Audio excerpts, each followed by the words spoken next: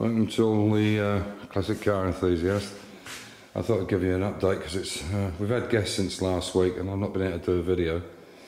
So this morning UPS turned up with the wheel arches and there they are, and the new hinges and a bloody awful Magnum supposedly lower repair panel. Absolute piece of shit from Magnum. I told them I wanted Heritage and that's not even a proper repair panel for the door shell. Anyway, so I opened two up and I realised I had two left-hand front arches, and what they've sent me is two lefts, one right front arch and one rear arch. So now I'm short a rear arch, which I'm not very happy about because, you know, even in the UK you have to go some distance to get it changed, but at least they're in the UK. Now I have to pass all this up, send it back, get another one. Anyway, so you can see those two are the same arch. That one's the other side, and this is one rear arch. So I'm missing an arch, and I bet the four spare ones I've got are not correct. I say four spare ones. I've got four from my original Mini, and one or two have got little cracks in them. But I'm not sure if they are the rears. I think I might have a good rear. We'll see. Anyway, but you want to be careful of that. I mean, they're all in plastic separately, taped together, and it just shows you these guys don't give a toss. They've just put this stuff together. Anyway, that's Mini Sport. But I'll be calling Tom, the guy there, and telling him I'm really hacked off because I've been waiting weeks for these, and this is what I get. Anyway, let's not dwell on that. So yeah, let's bring you up to date. So you can see we started work on this suspension on this XK. This is somebody else's car. A friend of ours we're doing it for. This is, for anybody just watching in, this is our car. And this is another XK 150 Roadster, the same. And he's here this weekend. He's here right now. And we've got the rear axle on and started doing the suspension. We didn't put the engine and the gearbox in yet, but we're ready to.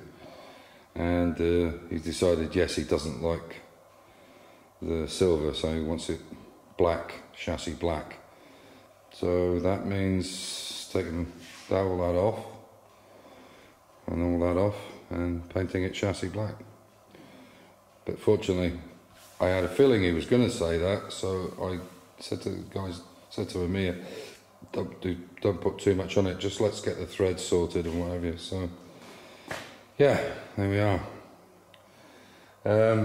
And another little problem for the XK is that this is a T5 gearbox, a Trumec T5. You can see it there. And this is the original bell housing from the XK 150. And you have to remake the bolts here for the bell housing. So we retapped some bolts, and we don't have enough now, so I've got to wait for them to come from the UK. So yeah, all in all, it's been terrific. Last few days. Nice. I'm very lucky we've got some good guests, but you know, like everywhere with guests, it's you're always running around doing stuff. This is the back calipers for the XK 150. Another situation. This is S&G Barrett that provide most of my stuff because it's a one-shot stop. And this is the original bolts that go in here. This is the ones they sent me, which is fine. They fit in there great. But as you can see, I'll pull it out so you can see it. As you can see, it's massively longer, and the head bolt is a lot smaller there. But you can see if you put them together, stay out the light. I think you can see there. The thread is too short, so I'm going to have to now tap that thread up a bit and then cut the bolt off. Or when it comes through there, not so bad here, but on that side, it's going to interfere with that bolt to hold it onto the axle. It's going to come through too far. So, seems like troubles comes in 3, so there you go. So there's the arches, there's one, decided to change the, painted the chassis black, and these bolts. Minor to some people's issues and problems, I'm sure. But there you go. Anyway, so, yeah, so, I still need to get this Mini to a test, but as soon as all these guests go, it's going through, and then we'll go on from there. I've got a few other little custom things to put on this. This is the, I don't, for anybody looking in, thinking, oh, he's made a good job of the fill. There is absolutely no filler in that whatsoever. This is all lead, all of it.